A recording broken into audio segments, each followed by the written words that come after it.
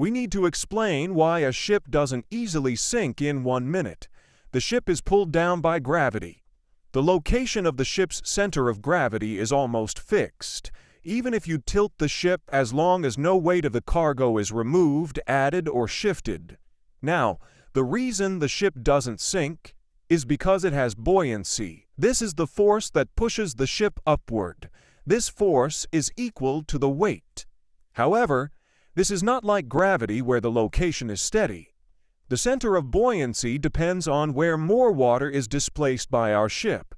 For example, if the ship tilts to port, gravity pushes the ship even more to port.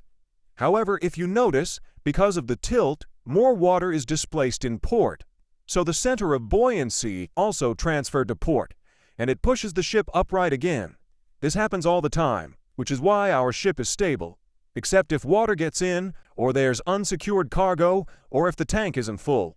That's 1 minute, so let's discuss the metacenter or GM of the ship in the next videos.